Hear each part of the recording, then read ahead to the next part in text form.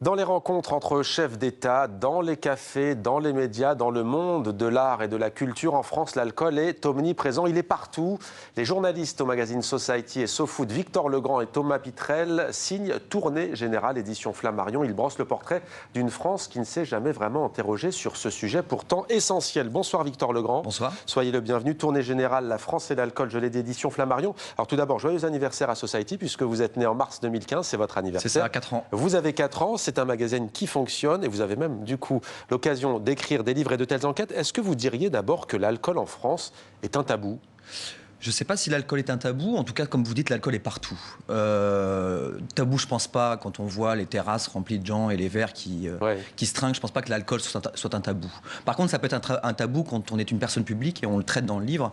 On a rencontré pas mal d'artistes qui nous parlent de leur rapport à l'alcool et beaucoup ont refusé parce que s'afficher en ayant un rapport, qu'il soit personnel ou artistique à l'alcool, peut être un tabou. Mais dire que la France a un problème, enfin, que l'alcool est tabou en France, je ne pense pas. Ouais. Alors, le vin est bien entendu en grande place dans ce livre. Il y aura d'autres alcools dont on va parler. On précise d'ores et déjà bien entendu que c'est à consommer avec modération. Il y a des lois qui nous y obligent à le dire. Il y a ce verre de vin en couverture. Le vin est omniprésent. De quoi est-il le symbole en France ? Le vin, c'est une grande part de la culture française. C'est-à-dire que en France, il y a un grand débat, c'est de savoir est-ce que le vin est un alcool comme les autres. Je pense que d'un point de vue culturel, économique, territorial, agricole, le vin n'est pas un alcool comme les autres. Et du point de vue de la santé, ça l'est. Voilà, je pense que la meilleure définition du vin en France, c'est que c'est sans doute pas un alcool comme les autres. C'est vrai que des médecins ont récemment justement répondu au ministre de l'Agriculture en disant que ça lui plaise ou non, c'est un alcool comme un autre. Vous dites que culturellement, il reste, quoi qu'on en dise, différent. Alors où se rencontre-t-on depuis que les bistrots ferment les uns après les autres pour c'est une boire bonne un verre ? question, on se rencontre beaucoup moins. On a tout un chapitre justement où on s'est intéressé à la disparition des petits bistrots en France. En fait, l'idée de ce livre, c'est de savoir, c'est d'expliquer la France par le prisme de l'alcool. Ouais. Donc on s'est intéressé à la disparition des petits bistrots de province et bon, je suis pas un politologue de comptoir, quoique, mais on peut peut-être expliquer le mouvement des Gilets jaunes par cette France qui est séparée entre les grandes métropoles et les petits et des coins plus reculés de la France. Et on se rend compte que par les bistrots, par la disparition de ces petits bistrots, on peut expliquer la France. Une France de plus reculée, de petits bleds, où le dernier endroit où on pouvait se rencontrer disparaît. C'est un des derniers commerces qui disparaît dans des petits coins de province, et ça dit quelque chose de ce sentiment d'exclusion que peuvent ressentir certains C'est donc Français. Un fait social. C'est un fait social, bien sûr. C'est exactement le principe du livre. C'est un fait politique, un fait culturel, un fait social. Alors c'est très riche parce que vous nous emmenez sur éminemment de terrain, notamment la politique par exemple. Vous posez une question qui peut surprendre a priori, on se la pose rarement. Doit-on boire pour gagner une élection ? Pourquoi vous la posez ? Parce que je pense que Jacques Chirac, par exemple, pour prendre le plus connu, le fait qu'il s'affiche au salon de l'agriculture avec un verre de vin ou une bière, c'était son alcool favori, la bière, participait à cette image, à la construction de son personnage politique de bon Gaulois, proche du peuple, si on peut parler comme ça, en tout cas du terroir. Et on est passé ensuite de Sarkozy qui ne buvait pas une goutte d'alcool et qui montrait quelque chose de peut-être un peu plus américain dans le style. Et aujourd'hui, on est passé à Macron, Emmanuel Macron, qui dit qu'il boit un verre ou 2 verres de vin tous les jours. Grand connaisseur, par exemple. Grand connaisseur. Donc en fait, on est passé d'un personnage politique franchouillard à un homme qui ne boit pas. Bon, François Hollande passe un peu la trappe, et jusqu'à un esthète en fait. Donc c'est peut-être un mélange de tout ça. Alors vous avez eu l'idée judicieuse d'intercaler des courts témoignages de personnalités, du monde des arts notamment, entre 2 chapitres qui sont plus informatifs, mais qui reposent en grande partie aussi d'ailleurs sur des rencontres. Vous avez notamment rencontré un certain Thierry Ardisson, animateur, producteur de télévision. Pourquoi lui ? Comment ça s'est passé ? Ardisson, je le connais un peu et je l'ai toujours entendu dire qu'il faisait boire ses invités. En fait, on a voulu s'intéresser à alcool et télévision, donc on aurait pu s'intéresser à la télé-réalité, parce qu'il paraît qu'on bourre la gueule des candidats télé-réalité, mais on s'est intéressé à Thierry Ardisson et j'ai toujours lu qu'il disait qu'il faisait boire ses invités. Et donc il raconte comment l'alcool lui permet de faire un bon talk-show, et sa phrase c'est un bon talk-show, c'est un talk-show avec des gens bourrés. Ouais, c'est le titre du chapitre. Ouais. Voilà. Et il se livre aussi d'ailleurs dans votre livre, il explique notamment les seuls moments de la semaine où je buvais, c'était pendant le tournage, 4 coupes de champagne, pas plus. À l'époque, j'avais une hépatite C, chopée quand je prenais de la drogue. Donc mon médecin m'avait demandé de calmer le jeu sur la picole. Aujourd'hui, c'est vous qui reprenez la plume en disant il a 70 ans. Il s'autorise un verre avant chaque tournage de salut les terriens. Mais pourquoi, au fond, voulait-il faire boire ses invités ? Parce que c'est la question qui revient souvent dans votre livre. On a tendance à l'oublier, mais d'un point de vue médical, c'est un anxiolytique qui désinhibe, qui détend. C'est ça. En fait, il a une formule, il dit qu'est-ce qu'on aime dans les dîners de famille, c'est quand l'oncle a bu un petit coup de trop, il raconte des conneries.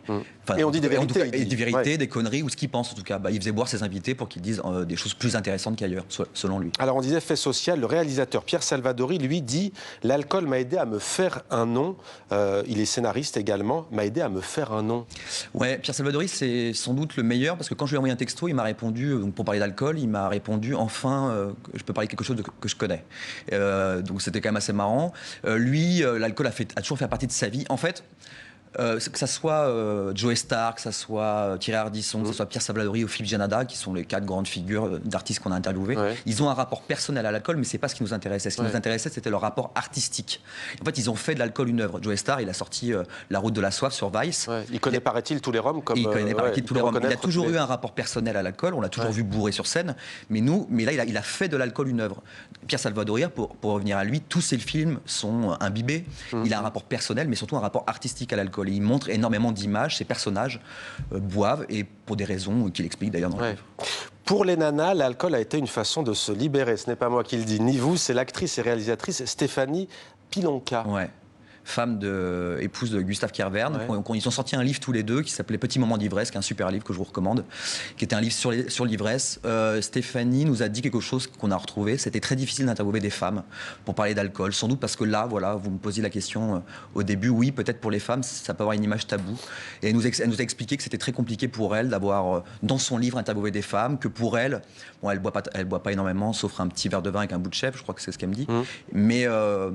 Mais elle a du mal, elle a rencontré beaucoup de femmes artistes qui avaient du mal à s'afficher avec de l'alcool, c'est tabou, sans doute mal vu. Enfin, elle l'explique assez bien dans le livre. Alors, la France se met à produire du whisky et de la vodka. Pourquoi? C'est aussi l'une des questions que vous posez. Quelques mots peut-être sur ce sujet. Ça paraît intéressant. C'est purement économique ou... C'est très esthétique, parce qu'en règle générale, quand la France se met sur un domaine qu'elle ne maîtrisait pas, elle devient rapidement... la meilleure au monde. Le whisky français ne deviendra jamais comme le whisky américain ou le whisky écossais, c'est-à-dire mondialement connu. Ou japonais. Par contre, on fait, d'après les experts, les observateurs, un très très bon whisky. J'ai un peu l'impression qu'on fait du whisky un peu de luxe, comme on pourrait faire du prêt-à-porter de luxe. Et on fait du whisky depuis les années 80 en France. Aujourd'hui, il y a une très bonne réputation, mais ça cartonne pas, quoi. Alors, vous parlez aussi du monde vinicole. Alors, pas question pour vous de fustiger l'ensemble du monde vinicole, où celui des brasseurs d'ailleurs, des propriétaires d'alambics. Vous parlez aussi des petits exploitants que vous avez rencontrés sur les routes de France, la proximité, on en parlait tout à l'heure. Qu'est-ce que vous avez cherché à comprendre auprès de ces gens qui travaillent dans ce domaine? Vous parlez de tabou tout à l'heure. Je pense que tout de suite, on pense alcool, on pense tabou, on pense mauvais pour la santé. Et en fait, quand on part en France, rencontrer des gens qui travaillent auprès de l'alcool, que ce soit des viticulteurs ou même des gens qui en vendent, des gens qui font des étiquettes, des gens qui font des applications pour vendre du vin, donc des gens dans la start-up, on se rend compte c'est de l'art en fait. Et c'est peut-être un art mauvais pour la santé, mais c'est de l'art et c'est beau. Chapitre 7, L2, L-E-2-L-E-S, plus loin tout est 2O, allusion bien entendu au mouvement MeToo qui a libéré la parole des femmes victimes de harcèlement sexuel. Enfin, la parité, vous avez notamment interrogé Audrey Martinez, œnologue, en tout cas elle est doctorante.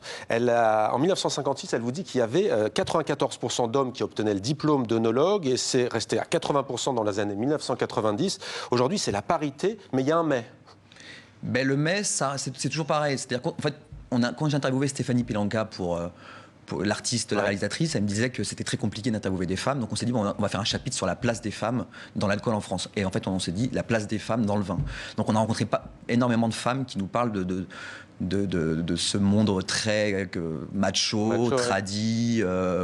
Le mais, c'est qu'elle disait, la plupart des hommes sont maîtres de chat, alors que les femmes qui ont leur diplôme, elles vont plutôt travailler en laboratoire. Exactement. Ou alors, les femmes qui travaillent dans le vin, on longtemps été les femmes de l'exploitant.